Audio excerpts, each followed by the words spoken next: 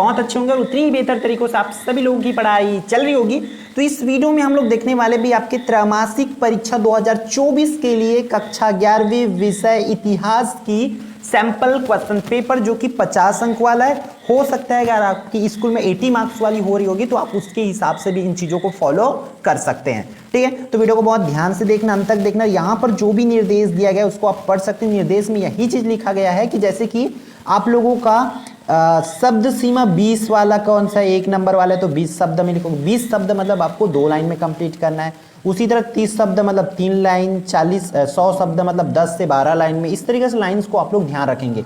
एक लाइन मतलब 10 शब्द माना जाता है। क्लियर है? तो आगे देखते हैं यहाँ पर प्रश्न पहला। तो प्रश्न पहला क्या बोल रहा है कि प्रारंभिक मानव किस प्रकार का भोजन करते थे, 1 अंक के लिए। और ये जो पेपर प्रोवाइड कराया जा रहा है बच्चों, ध्यान रखना, ये जो है PYQ मतलब प्रीवियस ईयर पेपर के अकॉर्डिंग है। ठीक है, ठीक, तो आप लोग उसको ध्यान में रखते हुए करेंगे कि आपको अगली न्यू क्वेश्चंस भी प्रिपेयर करना होगा। प्रश्न दूसरा क्या बोला जा रहा है कि जीवाश्म क्या है, उसको 1 अंक के लिए करना है। उसी तरह से लेखन या लिपि से क्या आशा है, सैनेट क्या थी, इसको करना है। फिर पैगंबर मोहम्मद कौन थे, ये आपको इस तरीके से 1-1 अंक के लिए 5 क्वेश्चंस पूछे जाएंगे। तो आप पांचों को स्क्रीनशॉट ले लीजिए, या अगर आप लोग टेलीग्राम पर सर्च करेंगे एकलव्य RPS तो वहां पर भी आपको ग्रुप मिल जाएगा। उस ग्रुप को ज्वाइन करोगे देन आपको वहां पर लिंक प्रोवाइड करा दिया जाएगा इस PDF का। ठीक है, फिर आगे बढ़ते 2 अंक के लिए क्वेश्चंस देखो। 2 अंक के लिए आपको इतने प्रश्नों को डाला गया है।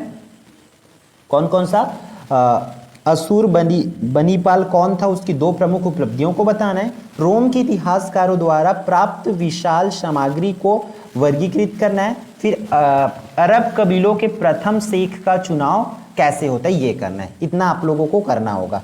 फिर आगे बढ़ते हैं, इसमें 4 अंक वाले कैसे प्रश्न पूछे जाएंगे। तो आपके स्क्रीन पर है प्रश्न क्रमांक 9। क्या बोला जा रहा है, प्रारंभिक मानव को ऑस्ट्रेलोपिथिकस नाम क्यों दिया गया, अथवा वार्क शीर्ष पर संक्षेप में टिप्पणी लिखना है या संक्षेप में लिखना है। इस तरीके से आपको 4 अंक में प्रश्न पूछे जाएंगे। अगला इंपॉर्टेंट क्वेश्चन है आपकी स्क्रीन पर प्रश्न क्रमांक 10वां। इसमें क्या बोला जा रहा है, ध्यान से देखेंगे। रोमन साम्राज्य में इतिहास को जानने के मुख्य स्रोतों का वर्णन करना है।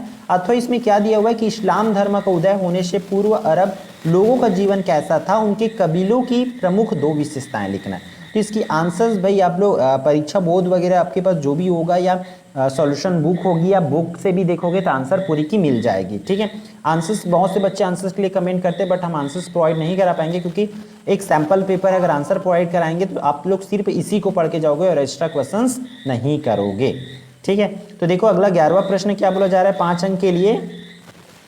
प्रारंभिक मानव के भोजन प्राप्त करने के विभिन्न तरीकों का विस्तार से वर्णन करने। इसके अथवा में क्या बोला गया कि मेसोपोटामिया की मारी नगर की प्रमुख विशेषताएं कौन कौन सी थी, किन्हीं 5 का वर्णन करना है।